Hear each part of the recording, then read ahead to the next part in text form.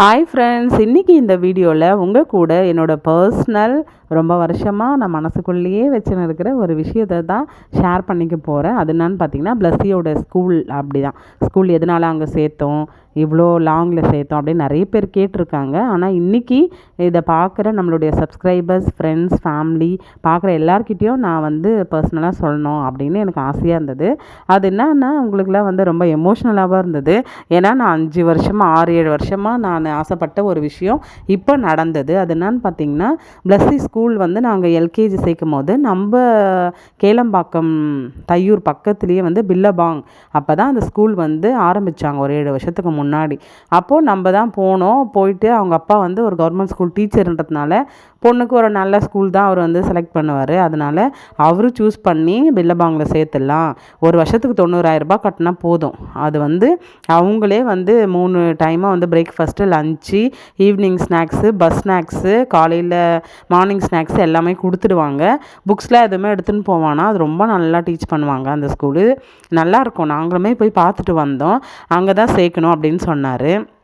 நான் தான் இல்லை, கிரைஸ்ட்வுட் பொன்மார் கிறிஸ்டின் ஸ்கூலு, அதனால் அங்கே சூப்பராக ஒர்ஷிப் பண்ணுறாங்க, ஜெபம் பண்ணி ஸ்கூலை தொடங்குவாங்க. எந்த ஒரு ஈவெண்ட்டு நடந்தாலுமே ப்ரேயரு ஜீசஸ் கிரைஸ்ட் முன்னாடி வச்சு அந்த ஸ்கூல் பேரே கிரைஸ்ட்வுட் தான்.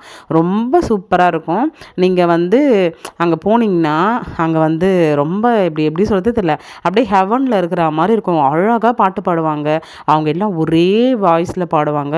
அதில் முக்கியமான ஒரு விஷயம் என்னன்னா, தமிழில் தான் எனக்கு பாட்டு பாட தெரியும். இங்கிலீஷ்லலாம் படிக்கணும்ல, அதை கரெக்டாக படித்தாலும் எனக்கு அந்த உச்சரிப்புலாம் வராது.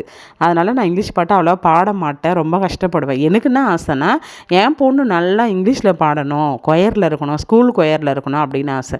நானும் எல்கேஜிலேருந்து நான் சொல்லினே இருப்பேன்.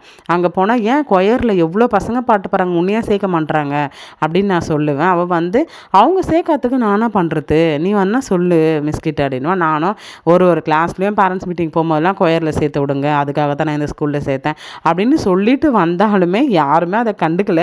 ஏன்னா இந்த அம்மா அவ்வளோ நல்லாலாம் பாட மாட்டாங்க போல், இன்ட்ரெஸ்ட் காட்டல அவள் தான் சொல்ல முடியும். அதுக்கப்புறம் நம்ம சேனலில் நான் ஒரு ஷார்ட்ஸில் பாடியிருப்பேன். அதை அவங்க மேம் பார்த்துட்டு, உங்கள் அம்மா நல்லா பாடுறாங்களே, கண்டிப்பாக நீயும் பாடுவ, நீ வான்ட்டு அவங்களே கம்பல் பண்ணி கொயரில் சேர்த்து விட்டு இன்றைக்கி இந்த அம்மா ப்ரேயரில் பாட்டு பாடியிருக்கிறாங்க. சூப்பராக இருந்தது. ஷார்ட்ஸில் இப்போ நான் அப்லோட் பண்ணியிருக்கிறேன்.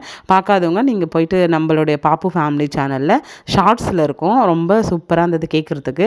எனக்கு ரொம்ப ஹாப்பியாக இருந்தது. அவள் நல்லா படிக்கணும், நல்லா டாக்டர் ஆகணும், அது எல்லாமே மனசுக்குள்ளே இருந்தாலும் அது எல்லாத்த விடையும் நல்லா ஏசப்பாவை ப்ரைஸ் பண்ணி ஒர்ஷிப் பண்ணி அவள் சூப்பராக இங்கிலீஷில் பாடணும் அப்படின்னு எனக்கு ரொம்ப ரொம்ப ஆசை. அந்த ஸ்கூலில் சேர்த்ததுக்கு முக்கிய காரணம் அதுதான். அந்த காரணம் இன்றைக்கி நிறைவேறிடுச்சு. அதனால் எனக்கு ரொம்ப ஹாப்பி. எங்கள் வீட்டுக்கார் சொல்வார், அம்மா எவ்வளோ நகை தருமா வச்சுருந்தா, வீட்லேயே 10 சவரம் நகை 20 சவரம் நகை போட்டிருப்பா. ஆனால் நீங்களாம் 2 பேருமே 2 பெண் குழந்தைங்கன்றதுனால 2 பேரையும் ஸ்கூலில் சேர்த்ததுனால அதே ஃபீஸ் தான் இங்கேயும் வரும். பஸ் ஃபீஸு எல்லாமே அதிகமாக இருக்கும். ஒரு வருஷத்துக்கு பஸ்ஸுக்கு மட்டும் 2 பேருக்கும் சேர்த்து 60,000 ரூபாய் வந்துடும். ஆனால் அம்மா பாவம் நகைலாம் பேங்க்கில் இருக்குது, அப்பா உங்களுக்கு கரெக்டாக ஃபீஸ் கட்டவே கரெக்டாக இருக்குது அப்படின்னு அவர் அடிக்கடி ஃபீல் பண்ணுவார். அந்த கஷ்டம் எனக்கு இப்போ இதை பார்த்ததோ கொஞ்சம் கூட இல்லை. Thank you to all.